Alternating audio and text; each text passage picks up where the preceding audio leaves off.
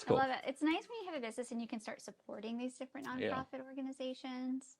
Yeah, definitely. That's something we always are trying to do too. Like we just launched our first like big charity program where we're giving money back. If you buy a project from us to the Lost Dog and Cat Rescue. Oh, It was kind of nice. like an And it interesting, makes sense for your yeah, job. it was like this weird strategic partnership that kind of spawned out of nowhere. We got a lead to go and talk to the people at Lost Dog and Cat about the roof issues they were having through a mutual friend, a mutual contact. And when we met with them, we're like, hey, this is kind of like a really good partnership. We can help you. We'll give you all the discounts or whatever we can to make this so it's affordable because it's a nonprofit. But in turn, like, yeah, we get all that great marketing. Oh It's yeah. like the biggest struggle, with running a business. Like, how do you market? So I know what you do because you guys hooked it up for us at our Right. house, but will you give the listeners an overview of what you do? Yeah, so we're an exterior remodeling firm, and we do kind of everything from the ground up, as it applies to the outside of your house. So roofing, siding, gutters, doors, windows, anything you can see from the outside of the house, we've got the ability to either remodel it or repair it. We have started getting into a little bit of the interior. That's something that every exterior modeler has to at least, have their hand in that cookie jar because, naturally, Opportunities yeah, are there. yeah. Well, again, yeah, opportunities, which is everything in our industry, secondary opportunities with the client, but more importantly, if there's a insurance related claim or something, nine Oh times out of yeah. ten I didn't think about that one. Yeah. something's damaged on the interior too. So we've Yeah. got those outfits too. In fact, that's another charitable program we're running too, is working with a local church to do repairs at no profit. We're doing all interior there. So Oh wow. we're doing a lot of that stuff this year. Yeah. But yeah, that's a little bit about us.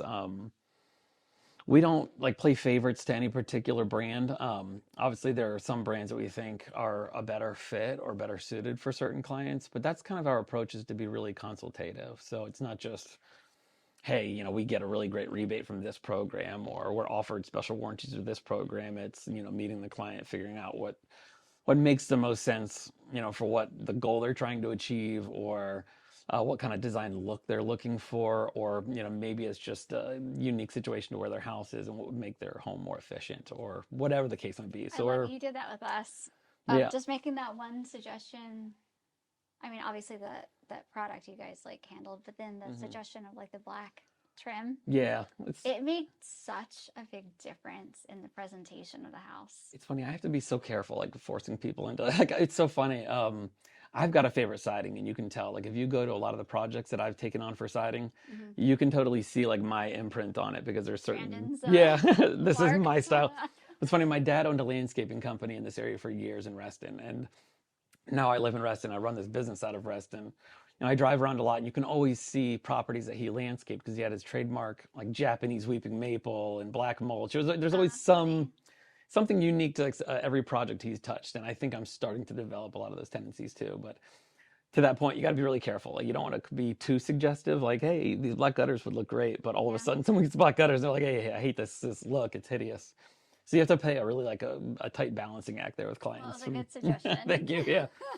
But funny on that note, like I have been really pushy with black gutters. I do think it looks very good, and definitely been turned away by a couple of clients. Like, I love it. Thank you for the suggestion, but we're going to We're stick gonna with the stick to more, our yeah, yeah, classical look. Yeah, ugly traditional. No, I'm kidding. that's right. Yeah, we want to modernize things. Yeah.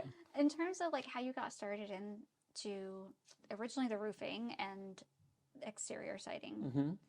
like what's the founder story? Like how did you guys Yeah. get started? Yeah, to me, it's a pretty interesting story.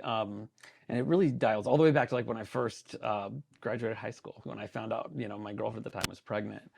It took everything that my trajectory was supposed to be and kind of took it on a different course rather. And for me, it's all for the better. Like I started out in the military, and I kind of got plucked to be an educator in the military, teaching, radiological and chemicalogical warfare defense and tactics to the military. But what I really developed there was like this ability to train and educate and teach. So I left there and became a contractor. And as a defense contractor, I was teaching classes all over the world. I traveled multiple different countries. I've hit all 50 states, teaching a variety of different classes. It was never one particular thing. I was kind of like a mercenary teacher where you gave me a class and an audience, and I would just teach that material to that audience. And that's what I was really good at. That's kind of my skill, was talking to people. But I came to a point where, COVID hit, and I was teaching pandemic influenza classes, go figure, over in Italy, actually, at the time when we found that the contract was ending. Mostly because of this pandemic and the ability or inability to travel on this contract. So I immediately set out and started looking for jobs or things I could do locally that didn't require travel. So I found this company. I won't name them by name, but they brought me in just to let me try it out. And honestly, I talked with the owner and we said, let's come to an agreement where I had kind of learned from you about this industry. And in turn, I'll just be a great salesman for you. And if everything works out, then great. And within a couple of months of, ride along with the owner, I eventually found myself as a sales manager for that company and I really learned the industry. But the funny thing behind it is I'm not handy at all. So even though I can talk to you about everything that has to do with roofing or everything that has to do with siding or maintenance or whatever the case is, like you would never actually want to see me doing any of these things. But because I'm an educator, because I'm a teacher, like it was really easy for me to learn all of these skills and then articulate them to the clients. That's why I say like we take a real consultative approach. But long story short, I got my start in the industry with this other company and I learned the ropes, and what I found was that this was one mousetrap I thought I could do better. I know it's a cliche saying, but it's something where I would hear all these, I'd hear all these statements like, one big one is that this industry is 18 years running now the most complained about consumer industry, being like exterior modelers or roofers. And to me, that sounded like opportunity, not really like, oh, this is a disgusting career field to get into. It's more like we could turn that around, and there's opportunity there where people inherently don't trust exterior modelers the same way they don't trust mechanics. Yeah. And if you knew you could find a good mechanic that was always going to be honest with you and give you a straightforward approach, Sign me up. educate you, yeah, and maybe, minimize some of your cost, but also give you very realistic expectations, like that would be an award-winning mechanic shop. And that's kind of what we sought out to be. It was, I knew I could create a company with my partner, Alex, where we made quality like our top focus. It wasn't about making money. We don't get rich off of any one job. But all of our clients leave us feeling like, A, they're a part of a family. Everyone gets, a lab mug. I think you got one. We're starting to hand out laser Still pointers. have it. Yeah. Use it. And wine koozies. Yeah. So it's popular with everybody. But yeah, we try to create like a family approach. And interestingly enough, even though marketing's been such a struggle for us, marketing's a struggle for everyone, I think. We've managed to grow. We actually doubled in our second year. And I think it's a result of the quality and the attention and focus we gave to our clients initially, where they've started to become like our main source of income. They're our main source of referrals. Despite all of the pay for services that you can get, those might generate one or two opportunities, but nothing generates more opportunities than a really happy client. And that's kind of been our experience so far. Sorry, I talk a lot. No, that's good because then I can talk less. I don't want to step on your toes. No, it's good. What would you say in terms of like, have you guys done anything to like ignite those client referrals? I know you guys do photos only because I'm a client myself, like with the dogs. And like, is there anything else in terms of like follow up? Because sometimes I find, and I ask this because like we literally have to ask people like, hey, we would absolutely love a review. Here's the link. Like you're gonna get one after this. So it's gonna like click here, share the photos, like to help encourage that stuff to happen. Yeah, obviously reviews is a huge one for us. Like we definitely, hit our clients, particularly when they're expressing gratitude, and that they're really happy with the final product, whether it's the way it looks or the final price or the honesty or whatever it was. We always ask for, review because it's the best way for an approaching client or potential new client to really get a feel for what kind of service they're going to get from you. So we really, harp on the reviews. But in terms of reaching out to old clients, like it's one of those things I think we've talked about a lot, but never really done, or done well, where you kind of go back into your same, pool of clients and see if there's other projects that you've done. And we've talked about it a lot, but really being in, going into like our third year in business, I think that will be one of our primary focuses is really trying to utilize, what we have now, which is a database of people that agree with what we do and appreciate, the way that we go about doing it. But yeah, nothing yet. And we've tried everything. I tried putting together a magazine. We partnered with a company to create like a good housekeeping magazine that we sent out to all of our clients and potential new clients. And we thought that was a good way to maybe keep us top of mind, but also provide a value, to our clients in that it gives tips on like how to maintain your house. Like it's got a step-by-step guide. Like here's when you should, make sure your water bibs are closed off tight or how to drain them or how to winterize your home, all these different little tips. So we thought that was a really good strategy to stay top of mind, but also maybe introduce ourselves to new clients. But we found that we didn't get really huge return on that. In fact, we ended up getting some feedback from clients. It was like, I would have liked it more if it had this, or I'd have liked it more if it had this kind of ad in it. Yeah. Like, I'm trying to give you something. Yeah, just accept it. I will say though, stuff like that is a long game. Like, because you said you've been in this for 3 years, like you got to put that stuff out for 3 years, which gets so expensive. That's right. To keep up. I think that's the biggest struggle with marketing. It's like, as somebody who is passionate about marketing, that's something I always educate all my clients on the front end to say, like, hey, if you can't keep this up for at least 6 months, don't even bother doing it, because you're going to be disappointed and you're going to lose money. Now, if you're in it for like 18 months, you're going to see some crazy but returns. But if it's like 3 months, you're going to be disappointed and you're going to hate me. Yeah, that's really difficult for us. Yeah, because we kind of do want to see a return relatively quickly, especially because the investments are high. They're not small investments. Some marketing efforts we've taken were in the neighborhood of $25,000 that we maybe got one true opportunity as a result of investing in that, in that path. So it's really difficult. And to that point, we do maybe set unrealistic expectations. I'm not sure exactly what the expectations should be. When you set out money and you say, this is our marketing strategy for this quarter, or maybe for this half of the year, or maybe even for the full year, you have an expectation of return. And a lot of times it's this promise to you too, right? Like the magazine, it's a good example where, when I first set out to partner with this company and create these magazines, they sell this glamorous story about clients, keeping it on their coffee table during a major holiday event and saying it's going to be there and you'll be top of mind, not just to the homeowners, but is a tangible item that, and you'll start getting calls for this right away.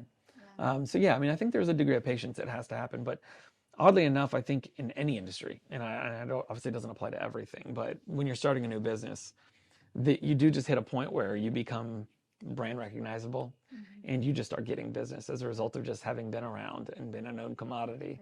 And that's also something that's hard to crack into in our industry. There's over 1,700 roofers, licensed roofers in Virginia alone, that are bidding on all of these little bits of business. So you have to somehow surface to the top of those 1,700. And then when you get to that top, when you get to the cream, now you're talking about people with major marketing budgets. Like, I don't know if I should name anybody by name, but nobody. But some people have massive budgets. You've seen them on TV. You've seen people co-hosting or branded on the news channel, as your news ticker's going along the bottom, it'll say, also think about this roofing company. And that's what I'm saying. People pay the big bucks, right? Like, for that name recognition. And then people like us who are like, okay, maybe my budget is like $50,000 this year.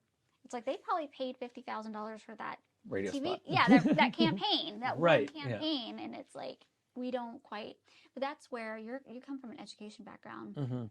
That's why the professionals that you're working with, they should be educating you, setting those realistic expectations. Like when you guys came out, you told us, like, this is how long the project's going to take. This is what you can expect. This is, like you kind of ran through all of it with us, versus like if you would have came out and said, like, it'll be done in 2 hours. Right. Yeah. And then it was like all day, even though all day is like amazing turnaround. But if I was expecting 2 hours to re-roof a roof, like ours, I would have been disappointed. Yeah, no, it makes perfect sense.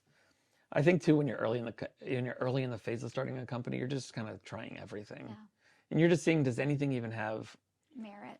Yeah, even like the smallest amount would excite you. Like, can't tell you how many. I mean, we went and bought like a special tent to set up for, events, just so we can start getting our brand out there at like things like the farmers market we've attended and we sponsored. And I talked about earlier about like the 5Ks that we're trying to be present at and have giveaways and little things like that, and just trying to grow like a base.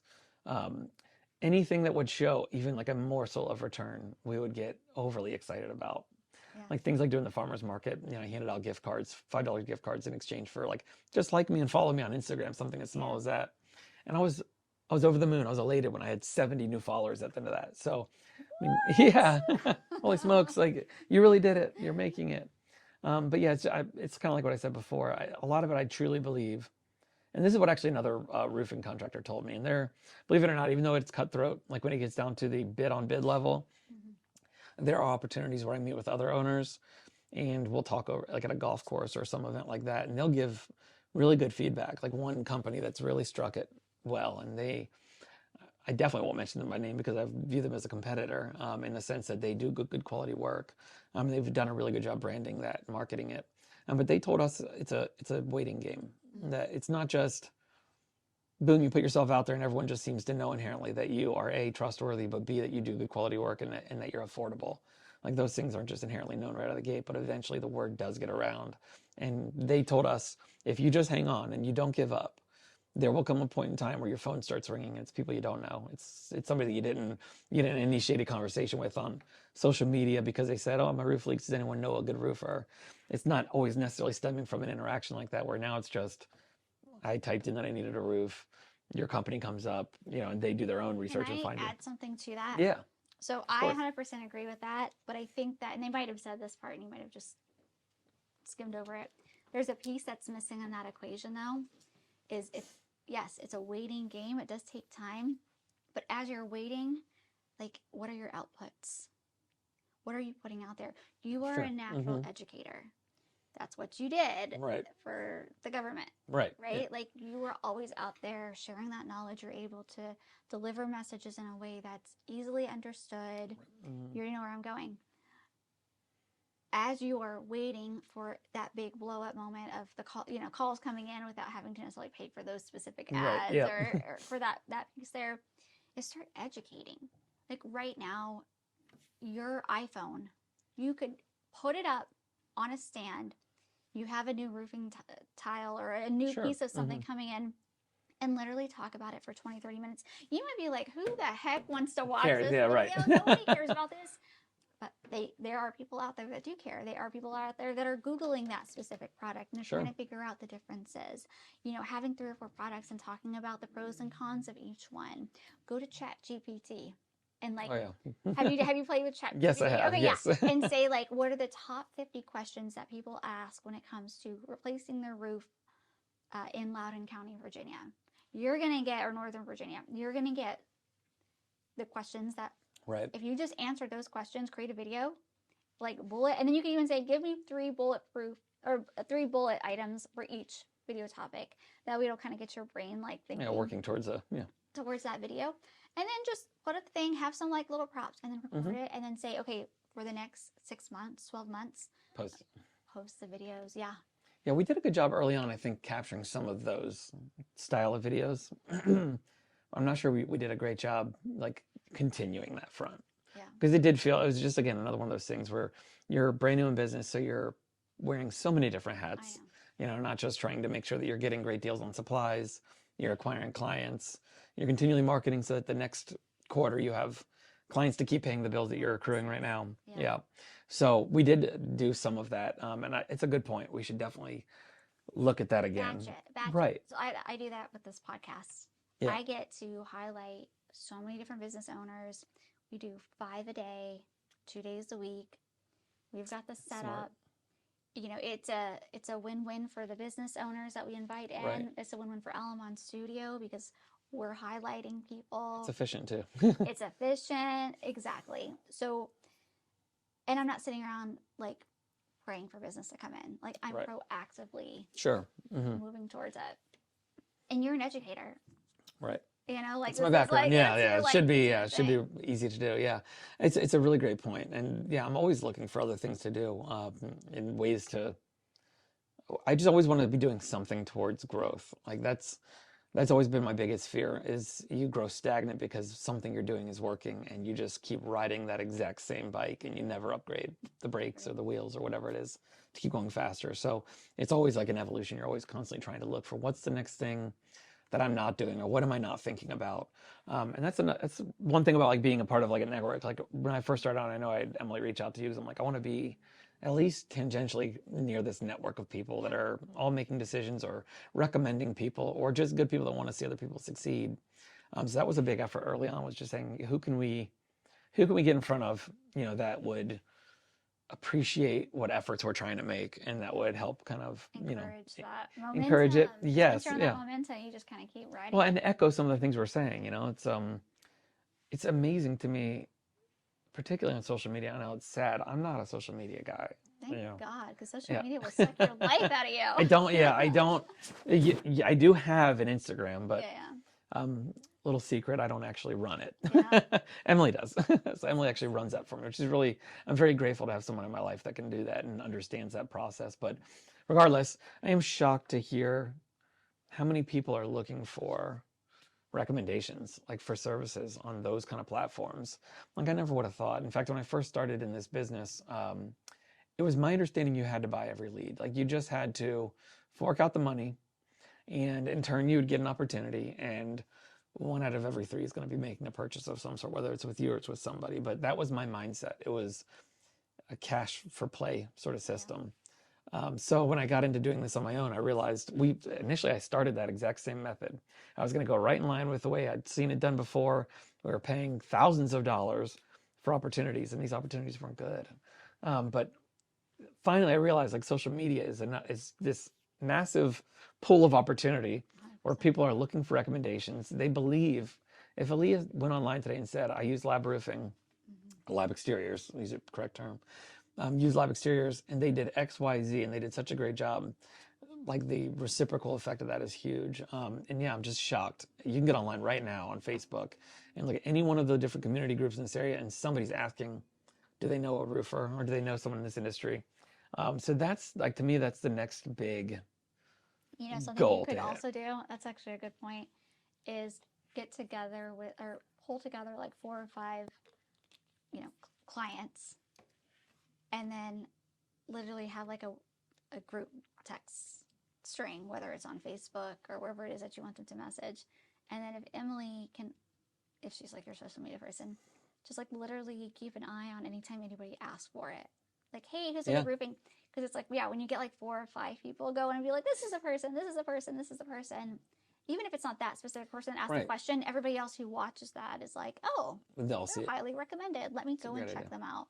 Yeah, we've got a pretty good following in Stone Springs, our South Riding area. It tends to be that if somebody asks about a roof, we're right there with like these 2 other, companies that get mentioned quite often. So I think we've done a good job somehow, like footprinting that area. Yeah. Ashburn is where I grew up. So Ashburn's an area that I really would like to. I would like to be like the roofer of choice for an area like that. Again, not just because I grew up there, but we've also done a good deal of work there. Like one of the first big projects we ever were awarded was a commercial project redoing the Ashbrook Commons Plaza. In fact, part of the reason Alex isn't here today is because he's going up to Calgary to do a tour of the Fast Plank manufacturing system. So he's actually going to get to see kind of firsthand how the material's made. But we put that material on the Ashbrook Commons Plaza. So literally, if you live in Ashburn, you're going to be walking past work that we've done at some point probably within your week. Yeah. So that's an area we really hope to become like our next South Riding, where when somebody asks for recommendation, that where our name is getting mentioned a handful of times by clients that aren't just making it up either. Like that's another thing that's really prevalent in our industry, and I saw that early on. In fact, what do you mean people making up? Making up referral or making up reviews of their own, or like family referring their own companies in. Like that was in fact when I first set out to work with one company that sells leads, that was one of their recommendations. They said, get your brothers, sisters, aunts, uncles, friends, anybody that cares about you, because that you're starting a company, and have them go and write a review for you.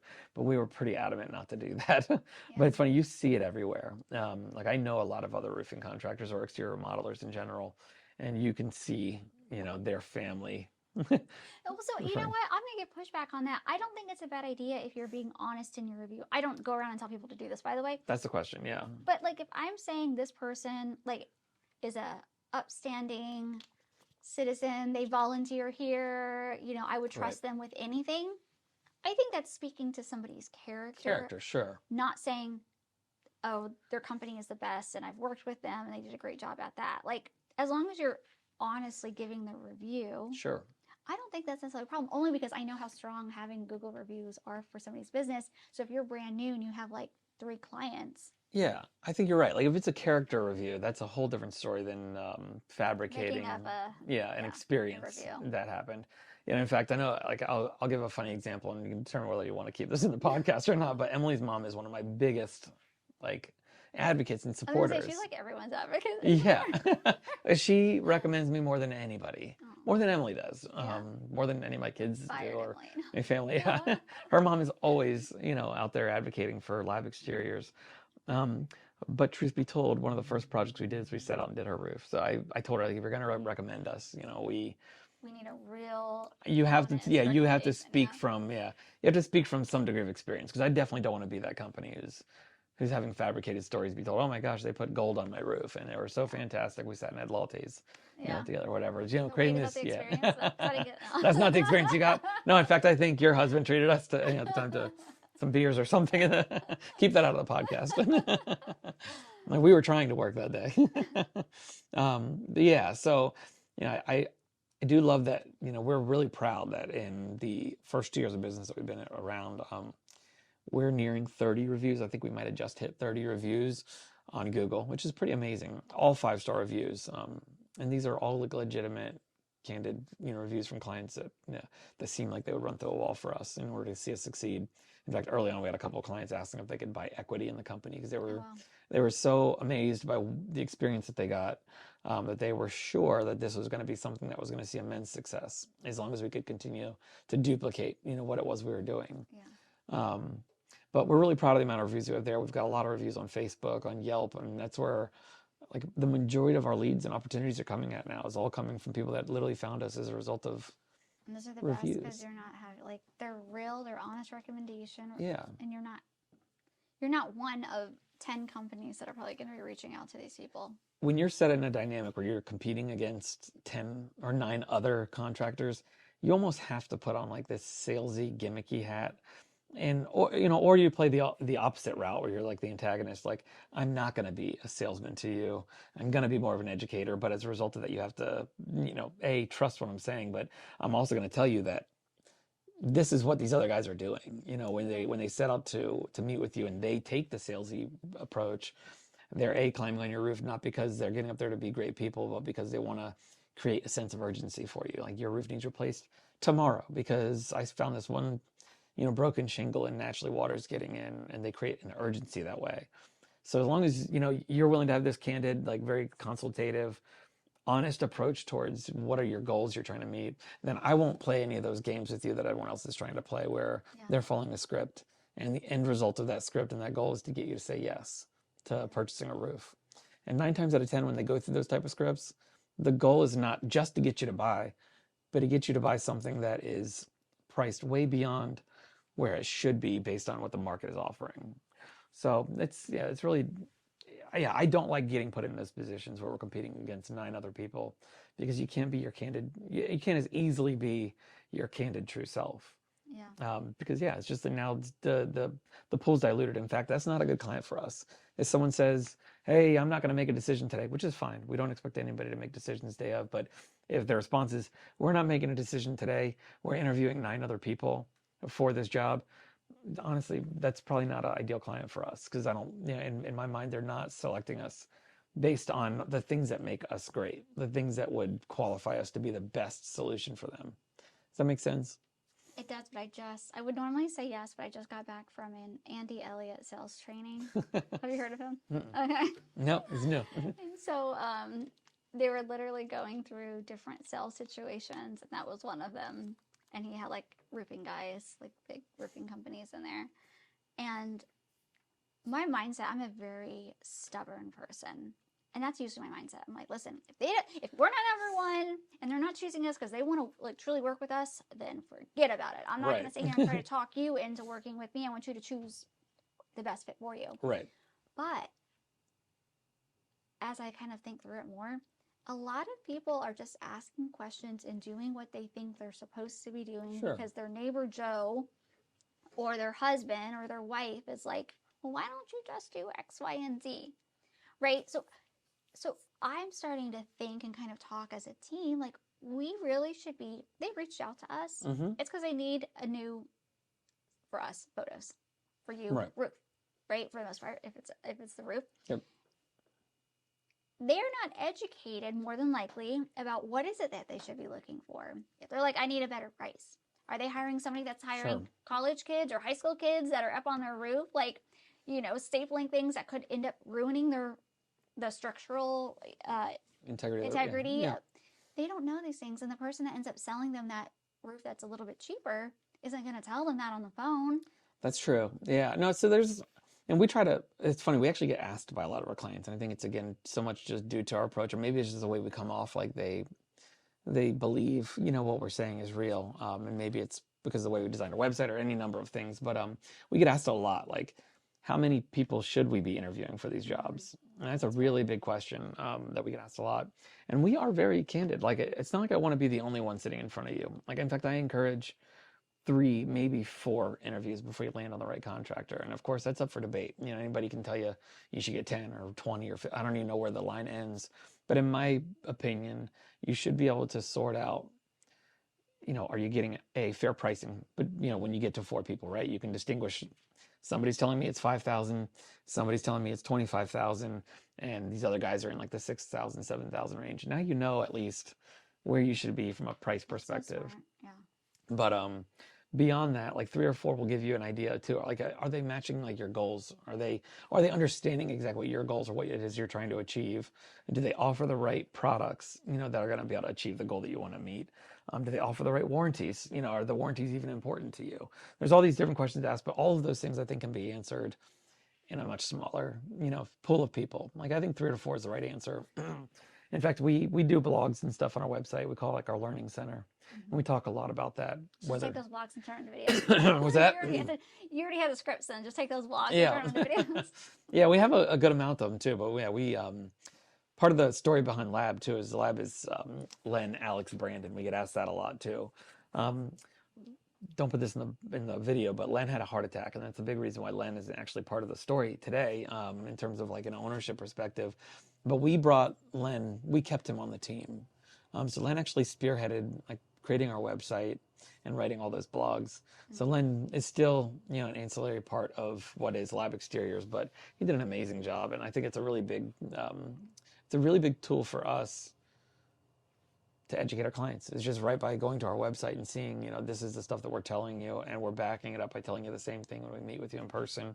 But also there's just a flood of good information on there that you can get that would help guide you. So I like that, and I would love to just kind of inject this piece, and I'm sure you already do this, is at first I was like, no, you don't want them to interview 3 or 4. But then I was like, I'm glad actually we did, because we only had one person before you. And then after we talked to you, we were like, oh, actually this is much better. And we would have never gotten that if we would have went with the first person. But then what I think would be also cool is say, okay, go and interview 3 or 4, but here's 5 questions that you should be asking them, because here are the differences that you could be getting. You might be getting a cheaper price, but this is some things to watch out for. This is where they're cutting their costs. Exactly. Quality, warranty, the people that they've got on the job, and then you can guide them. So then they're like, okay, well, that's $7,000. Ooh, that's much cheaper. And then they're going to start asking questions. By the way, who do you send out? Or tell me about the warranties. Or my favorite clients are the ones that ask me for like, because they'll fully admit this is not my field of expertise. Yeah. And they'll ask me like, what are the things I should be asking? Those make up my ideal clients, because they have a thirst for like knowledge. They want to know. And they also recognize, their own area of weakness, and that they recognize that it's a strength for me, and it's really nice when you can sit down with a client and say, yeah, these are the basic expectations of, a contractor that you're interviewing. Here's things that would make them, exceed or go above what a standard level of quality would be. And here's like the outstanding things. And naturally, of course, I know that we check all the boxes for the outstanding things. Yeah. But it also creates this new level that everyone that comes beyond you has to hit as well, which means that they're being honest, they're not lying or trying to evade questions that you said are really important for them to know. Yeah. But are they also achieving, to those exact same standards that I educated the client on what they should be asking for? You brought up a good one thing, something as simple as, are they stapling underlayments to your roof? Are they using nail cap fasteners? And it seems like such a small, subtle detail, and without getting into like too much detail about like what an impact it really has. The main point is that all the manufacturers require that in order to honor a warranty. So it could be a small shortcut and maybe not even have that big of a recourse or result of it. But ultimately it's going to void your warranty in the future. So God forbid, you put on you put on one shingle from a manufacturer and that shingle becomes defunct or whatever, and they pull it off the shelves and now they have a ton of warranty claims. Your roof will no longer qualify for a warranty claim. So these subtle details are important, and again, it's why it's so important to educate. And that to me is what sales is. Like, I've never I've always been told I'm really good at sales, but I never really like viewed myself like a salesperson. I go back to like the same thing. Like I'm an educator, and people want to be educated. And as long as I'm doing a good job educating, I'm also soliciting trust. I'm building like a rapport with this person. And if I'm speaking to all of these facts, then I inherently will also be holding myself to those same standards and hold myself accountable to fulfilling kind of everything that I'm saying, if that makes sense. So it's not, I don't ever feel like I'm selling. I always feel like you're advising. I'm painting the picture of what you're going to get if you work with me. You're stepping in as their advisor, whether they work with you or not. You're like, that's it. I'm going to look out for you. Here's for your best interest. Whether you work with me or not, I'm going to lay it all out for you. You will make the decision, but I'll be here to help guide you along the way. Yeah, that's exactly right. Yeah. And that's kind of the approach I've taken with everything I've done. I mean, I used to be an insurance broker. I did the same thing then. And it's the same thing with teaching classes for the military. You know, it's just so funny. Like one of the classes I used to teach in the military was called Reducing Preventable Death in a Mass Casualty Situation. Like the worst name for a class ever. And it's really, really long. Yeah. But I'd be teaching these classes, class full of people, about how to do like needle chest decompressions or how to apply tourniquets to prevent, you know, a bleed out or whatever the case might be. And I'd have people come up to me after these classes and be like, all right, you talked about doing those needle chest decompression. I've never had to do one. Can you like walk me through it again? You really sound like you know what you're talking about. And I have to admit to these people, I faint at the sight of blood. And that is a true fact about me. Choose whether you want to keep that in the podcast or not. I've literally fainted as recently as this year with a small cut on my hand because I cannot stand the sight of blood. But I could teach a class. Like that's just, that is my skill. And it's really done well for me over the course of my life. So it's why I really don't like ever being like referred to as a great salesman. Because I really think what it is I'm just a really good educator. And that really is what my true skill is. In fact, when my kids were younger, I used to make them get up in front of me every night and do like a 5-minute, they had to talk from beginning to end for 5 minutes. It could be on whatever topic they wanted, whether it was how their day went or something that they're passionate about for that time, whatever. They just had to talk for 5 minutes. And they'd always hem and haw about it, and they were always annoyed by it. But I told them, like, I didn't, like, the way that my life trajectory went, you know, I didn't immediately go to college like I thought I was going to go to. I wanted to go to college for music. Instead, I ended up in the military. But what I found, the one thing that has followed me through my entire career is my ability to speak well in front of an audience of people without, like, cowering down. I was like, so I feel like it's really important for me to teach that exact same skill to my kids. So I used to make them do this every night. But I mean, like my kids are all succeeding now. None of them shy in front of an audience. They don't feel nervous to get up and speak. It's an organization called Toastmasters. You basically had your own Toastmasters. Yeah, with my kids. Yeah, exactly. Yeah, Toastmasters with my kids. That's exactly right. I've always wanted to do that, but no, I haven't gotten around to it. No, that's amazing that you're like imparting that. And I agree that communication is one of the most important skills that any human can have. Like whether you're running a business or you're a stay-at-home mom and you're running a home business, having kids and trying to get them to do what you need them to do. Just that art of communication is so important. It's one skill. Like I said, it's a string that goes through my entire career. And it's just that ability to speak eloquently, like effectively, and have people understand what it is you're trying to say is such a skill that literally that's been my bread and butter. Like that is really the true skill I bring to the table when someone asks like what it is I do. That is really what it is that I do better than I think, you know, other people in this field. And it's just the ability to articulate myself. It's really amazing how that has followed me through. But like the biggest joke is like that me getting into this roofing industry in the first place. And it's kind of like that same story I said about teaching and how to do needle chest decompressions or tourniquets when I could not ever do that if my life depended on it. Roofing's no different than that. It's just that I have a passion to be good and speak well about it. So I have taken the time to really understand and know what it means to do a roof. What are the subtle differences in the main manufacturers that are producing these materials? You know, what separates one crew from another crew? What separates one company from another company? There's just so many, like, again, little subtle things. And I made it my mission to identify what those things are, know them inside and out, be able to articulate that to a potential client. And that has been why I've been successful in this business. I think that's the real root of it. But I would tell that to anybody. If that's a skill that you don't have, that's a skill you should start acquiring. Because I did it with roofing. I did it with teaching, reducing preventable death. I did it with insurance, you know, being an insurance broker for a number of years. It just followed me all the way through it. Never once did I declare that I'm an expert in any one of these fields. Yeah. And I always tell clients, because clients will say, oh, you did such a good job teaching me about how to do this, you know, about the roof process and all this stuff.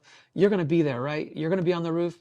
Like I will be like, there. We do not want you on your roof. Yeah, I would say like I will be there because I do commit to my clients. Yeah. One of the reasons we say and we honor this commitment to having high quality control is that Alex or myself go to every install. That is God's honest truth. Yes. We never just send a crew and have a crew do work. We go there and we make sure that everything's held up to the same standard that we sold it to the client as. But yes, if you want me at your install, I always tell people, if you see me on your roof, call 911. Yeah. Like something has gone incredibly wrong. Yeah. The crew quit. Somebody fell. Like, I don't know. But if I'm on the roof doing an install, this is bad news. And you don't want that to happen. What you do want is to see me out front, talking with the crew foreman, hashing through, issues or concerns or anything that could be happening on the day of an install. That's where you want me to be. Yeah. My background is in project management and education, like I've said. So that's the spot for me, not on the roof swinging a hammer. Yeah, no, that's funny.